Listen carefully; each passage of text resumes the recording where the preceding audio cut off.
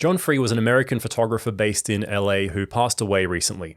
And despite being on the other side of the world and someone who I'd never met, he was and continues to be a source of inspiration. While his passing is undoubtedly sad for his family and everyone he inspired, I'm making this video more to celebrate his legacy. I also hope it exposes you to his work if you're unfamiliar. I haven't monetized this video or placed any affiliate links because if there's one thing I'd like to get out of this, it would be familiarizing others with his work. Unlike many photographers of his generation, John Free was relatively active on social media. Much of this was thanks to his friend Dino, who helped share Free's work and philosophy. I discovered his YouTube channel around 2015 through his vlogs about street photography. Despite the rudimentary and casual nature of the videos, you could immediately sense his passion and excitement for photography. But when you get the camera and you walk to the store, a whole new world. You go down the rabbit hole with Alice into a wonderland where everything is different, everything is weird. That's because real life is weird when you're a photographer. Total heart and soul involvement in this. He used his online presence to enlighten viewers about the positive aspects of social documentary photography. I'm trying to champion mankind and how great they are and how wonderful it is to be a human on this planet. And if I can do that in a photograph, I've done a great service to humanity. That's my goal. As an active teacher, he also ran photography workshops since the 90s. It happened and you took the picture and you say, oh my God. It's safe to say that his mission was to inspire new generations of photographers, which I think he achieved successfully. Around 10 years ago, John Free's videos were part of the inspiration for the start of this YouTube channel. My friend Nick and I would watch his videos and quote them during our chats over coffee. By shining a light on the positive aspects of street photography, he was also an integral part in fueling my own entry into the genre. I initially disliked the idea of street photography before I actually tried it, and seeing his approach was part of my push to leave my comfort zone. You know, street photography, in my opinion, has a bad name. It's got a bad rap. And in reality, I consider it one of the most sophisticated forms of art that I've ever seen. Free's message also highlighted that street photography should be something that you can be proud of, and that it can positively impact you and those around you. I'm not out to hurt anybody. If they knew what I was out to do, I told you before, they'd want to hug me, because I'm trying to lift everybody up. That's what a good photograph will do. That's what Bresson did for me. And Gene Smith. Documentary photography can be an acknowledgement of life and often a sign of appreciation for your subject. I can make a photograph, a visual image that I give out to the rest of the world that may provide a better and compassionate understanding of our lives to other people and to me. John Free's energy and enthusiasm for people and photography combined to create something beyond what I'd ever seen before. He wasn't the archetypical reclusive artist, but more a photography evangelist of sorts, always sharing encouraging messages. A lot of respect for what I'm doing and what has been done in the past and what can be done with this medium. Believe in the power of photograph, the power of an old man stooping to give an ice cream cone to a little girl, his granddaughter.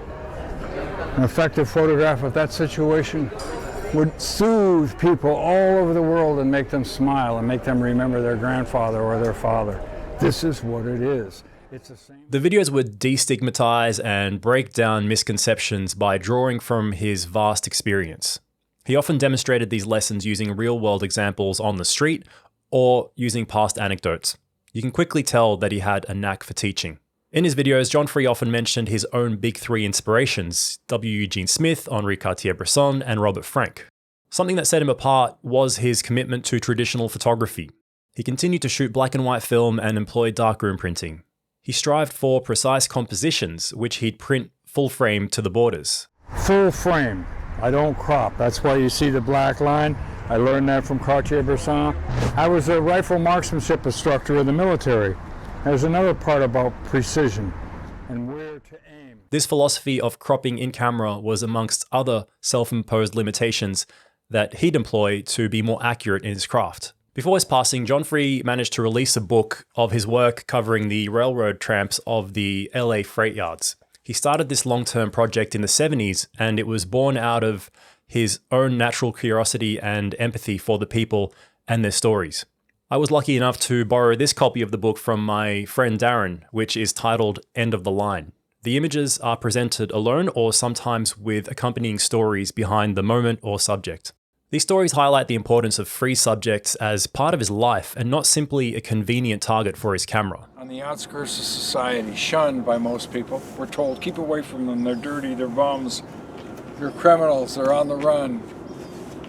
I found out something different in all the years that I worked with them and became friends with them. They're just our fathers or our brothers or our cousins who have had a hard shock in their life, and it forced them to... My favorite artists expose some deep part of themselves and vulnerabilities through their work, and this book easily qualifies John Free as one of the greats that he so admired. So I'm glad I got the opportunity to see it, and more so that he could release it before his passing. It was a very wonderful project for me to do, and I'm so happy that the book is finally here. I'd love to go on, but I'm reminding myself of my primary aim with this video.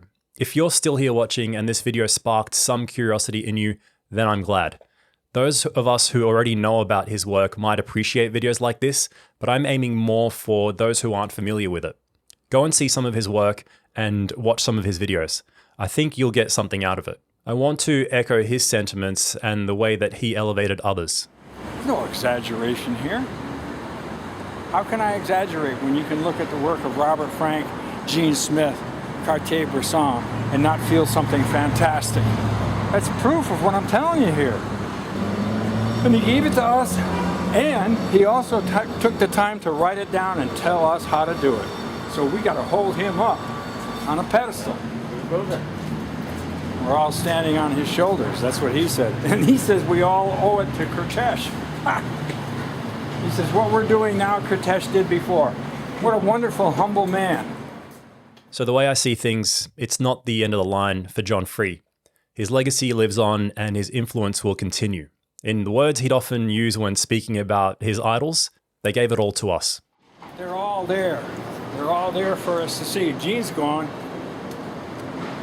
I hope he's happy. He knows what he did. He knows what he gave us. John's gone, but he knows what he did. He gave it all to us, so go on and experience some of what he left behind. It's all there for us to see.